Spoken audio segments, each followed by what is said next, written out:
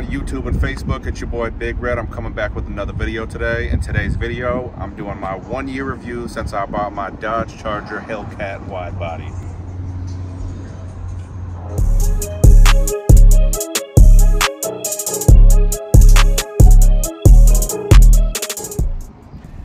So as you can see, this is what my Charger looked like when I bought it. God. Oh my God. Okay, so now coming back to it, obviously it's been a year, got a lot of mods done. I'm not gonna go through all those. You can go check my older videos for that if you were interested in it. But just know we got about 35, 40 grand into this car now.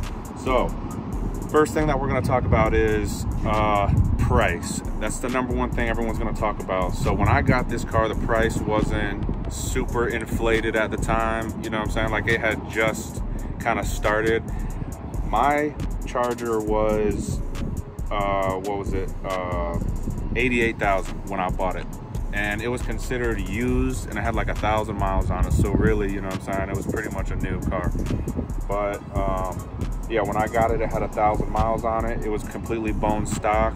Nothing was done to it at all. So I really enjoyed doing what I did. You guys probably saw the other Charger that's here with me. Come check this out. This is Smokey. Smokey is a, what year? 2018. This is a 2018 Charger. I'm not even gonna tell you what it is right now because it blew my mind when I figured out what it actually was. But if you look at it, it looked like damn near a SXT or a damn RT, right? I mean, you know what I'm saying? It got the Demon style rims and the wicker bill. No badges, but we'll get into that a little more later. All right, so back to the price. When I got mine for that price, that was pretty much like below market value. When I looked at like 5 different Charger Hellcats and all wide bodies. That was actually the lowest price one that I found. So that's why I went with that. Now, if you're looking for a Hellcat Charger wide body nowadays, you're probably looking at over 6 figures for brand new with dealer markups and just inflation and everything like that. But if you're looking for a used one, you could still find them. You could find the older ones for probably, what, about 60,000 with probably 40, 50,000 miles on it. Now, me personally, I wouldn't buy a Hellcat with that many miles on it with the way that they are driven. But that's just a little bit about the price. All right, so one thing that I wanted to talk about. Now, I love this car personally overall. We're gonna get a little into a little more details in a minute on what I do love and what I don't love about the car. But one thing I wanted to talk about is, one thing I do love about it is the fact that it's not my daily driver. And that's one thing I personally, remember this is my review, I wouldn't recommend having a Hellcat as a daily driver. I think they're just way too expensive, first of all, to daily. Not to mention you're a target, so you know, that's pretty much why. But all right, so let's talk about the price. We talked about the price of the Hellcat. If that's out of your, you know, qualifications or your price range, then you can get it Scat. This Scat is a 2018. He got this when it had about close to 70,000 miles on it. Yep. And he got it for about 40 grand. So this is a 2018 Daytona Scat now. So, you know what I'm saying? I don't know if I've ever seen another Daytona Scat in person myself. So it's kind of rare, and it's a narrow body too. So it kind of throw you off, you know what I'm saying? Because it really looked like a RT, but this thing is badass. The price, now speaking of the price, so you already know your payment, what your payment gonna be looking like. Now add that to insurance. Well, that's actually the reason why I got the sedan, the Charger, instead of the Challenger, is to avoid that higher insurance on the Challenger. But not to mention, you're gonna be looking at maintenance and gas, which I know I'm getting like 13 miles to the gallon. You getting like what? Like 13.5. 13.5 miles per gallon. So that's another big thing. And leading into that, that's why I wouldn't get, me personally, I wouldn't get a Cat as a daily driver. And I didn't, of course. But when I had my Scat, I dailied it like half the week. Like I feel like the Scat, you could do that with, you can afford the gas and you can afford your payment, everything like that. The Scat payment ain't that bad. I mean, you can get probably a brand new Scat, probably even still nowadays would put $10,000 down, and your payment will be like under 1,000, I know for sure, probably like 700-800, you know what I'm saying? But that's not bad for what you're getting. So, all right, most of y'all know I had a crazy Scat that I dearly miss. I still get asked about it all the time, even from some of my loyal viewers, and I appreciate y'all. But look, the first pro that we're gonna talk about is, of course, the power. As you see here with the Hellcat, it got the supercharged Hemi, you know what I'm saying? Everybody loves that whine. Speaking of the whine, we got the leg maker intake, which gives you that crazy whine. On the flip side, let's look at this. This is a Scat Pack motor. It's pretty much the same size. I mean, cubic inch, I'm pretty sure the Scat is larger. It gives you a deeper sound with the Scat, naturally aspirated, pushing close to 500 horsepower. You really can't go wrong with either one of them. I loved my Scat because it felt great for the road. Sometimes the Hellcat, it's almost too powerful for the road. So that's the first pro that I wanted to discuss. Piggybacking on that, everybody likes the pipes, right? The loud exhaust. So that's another thing that, you know what I'm saying, you're gonna really enjoy. If you haven't drove a Scat Pack or a Hellcat, just driving on one for the first time, it's gonna immediately hook you, just because you're gonna hear the pipes, you're gonna hear the whine, and you're gonna feel the power. So I would say that's one of the best things about having a Charger, Scat Pack, or Hellcat.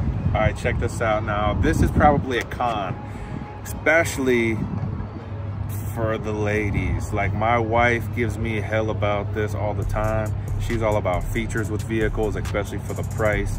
A feature will sell her more than everything I've been talking about so far. She don't give a damn about gas mileage. She don't give a damn about power.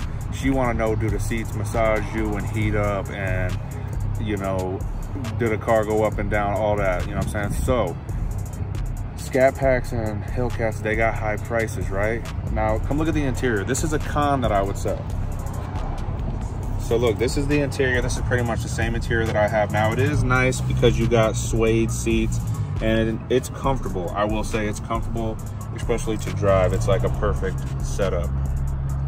But as you can see, there's not a lot of features in these cars. I have heated cooling seats and heated steering wheel, and that's really about it. So look, this is a 2018. This interior has been like this since they came out with this model in 2015. And let's look at the interior of a Hellcat now. For how much more dollars? You know what I'm saying? For how much more dollars? The exact same interior. The only difference is you get in the Laguna leather. Those floor mats did not come with the car. So you got the exact same interior. Exact same features, exact same doors for the past 8 years. I would say that's a bit of a con. Another thing that I would say is a pro or a con depending on the person. Me personally, it doesn't really bother me, but you can't go nowhere with a Hellcat and not have people either A, tell you how nice your car is, or B, want to race you. Prime example. So now, it don't bother me, right? But I know a lot of people that don't like that. And for me, don't get the car unless you're ready for that. If you shy and standoffish and everything like that, it might not be for you. And that's really for the Scats too. So that's a pro con. Another thing I did want to talk about was, what's it called? Like, if you get one, get a stock one, in my opinion, and put your own personal touch on it. That probably can really relate to any car other than Hellcat or Scat. I would say this is a pro. This chassis will fit a Chrysler 300 or a Charger all the way back from 2005, right? So 2005, you can literally swap and exhaust. So parts, what I'm getting to is that parts should be pretty easy to get. Another thing that I do like right now is that there's a lot of companies coming out with more aftermarket performance parts. There's more tuners out there now. Really started to blow up in the past 2 years. And I think that they're here to stay for a long time. So I think that the Mopar community is doing just fine with that aspect. All right, so one big thing, another thing you got to be mindful about, if you get a Scat Pack or a Hellcat, this is really I would say it's more targeted for Chargers and Challengers because right now, statistically, the Charger is the #1 stolen car in America. So definitely got to be careful about where you park your car, what kind of security system you got on your car, cameras, trackers, all that kind of stuff. So I would say that's a huge con. And I will say a lot of times when I'm driving by myself, I do feel like a target sometimes. So I do like driving with the car club lane hogs that I'm a part of. So that's definitely something to be mindful if you are planning on looking into getting a Charger over pretty much any other car. Now, I would say, like, for me, the biggest thing that I've had to deal with, this was with my Scat too, and this would annoy the hell out of me in the winter. I swear to you, it just cracked like upper 40s in South Carolina where I'm located, and my tire pressure sensor is already coming up. Now, it happened like 2 weeks ago too. Mind you, I don't drive this car, but you know, once a week, you know what I'm saying, once or twice a week. So this is the most annoying thing that I've had to deal with, and that's so minor. But that's the biggest thing that me personally has annoyed the hell out of me, is that every time it gets cold out, it says I have a tire low on pressure, but when you check it, it's really not low on pressure. So it's not a big deal, but this is my review. I'm trying to give you everything that I can think of, and that right there is definitely something that annoyed me when I turned the car on this morning. All right, POV, you just cruising down the street, you cruising with traffic, everybody going like 65, 70, and a 60. Out of nowhere, you see the blue lights. They're coming specifically to you in the Charger. That's one thing I'd say is a major con with the any Charger, any Challenger. You know what I'm saying? The police be on your damn ass, and that's just the reputation that the car community has gotten for these vehicles.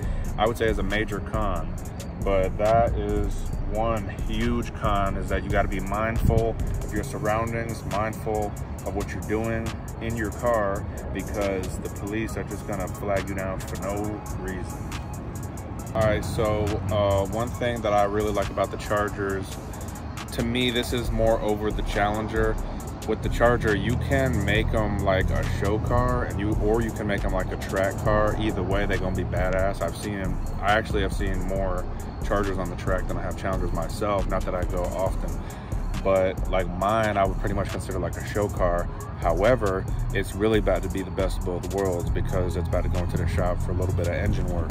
So I would say that's a major pro for the Charger. They look great, even stock. Keep them clean, they sound great. There's not a whole lot of bad stuff about them at all. So I would say, if you're thinking about doing it, then pull the trigger. All right, so one thing that I wanted to definitely point out in this video is that if you're wondering, should I get a Hellcat or a Scat Pack, or I don't know what to get, look, I always said if it were me, I wouldn't mind just having an RT. Like, I think an RT, we're not even talking about them in this video, they don't get enough love, but you can do a lot to an RT, and they sound great. You know, they already sound great, and as a daily for the price, I think RTs are really good. But coming from a Scat Pack and a Hellcat, now you know I've had both, so I can speak on this. The Scat Pack was better for a daily. It was cheaper, obviously. Gas pretty much the same. Everything was pretty much the same except my car payment. Insurance, all that was pretty much the same. So I would say that really depends if you're looking for more of a daily. If you're looking for something that, you know, you just want to look good and sound good, a Scat is great.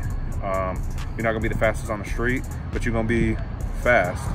Hellcats, if you're looking to be super fast and you really just kind of, I mean, in an aspect, it's almost just kind of like you flexing, you know what I'm saying? So that's the choice that you're gonna have to make, and that's kind of my 2 cents on it. They're pretty much the same two cars. Like I said, interior, pretty much identical. You got leather versus suede. Everything else is the same. Like, it's the same car, different motor. You're paying for the power. So that's what you're gonna have to think about. So the biggest question is, do I regret getting a Charger Hellcat? No, of course I don't. I think it is great. I think it's a great investment. I would say pull the trigger if you're looking to get one. The only regret that I have is selling my Scat Pack and not just keeping it. But I mean, you know what I'm saying, a Scat Pack and a Hellcat, you know what I'm saying, So what you gonna do with that? But either way, I would say no. I love my Hellcat. I get happy just planning to drive it. Everything about it, like, it ain't a chore for me to wash it. I wash it probably way more than needed to, but I really enjoy it. And if that's something that you're looking to get into the car community, I highly recommend it. I'm a fan of all cars, by the way,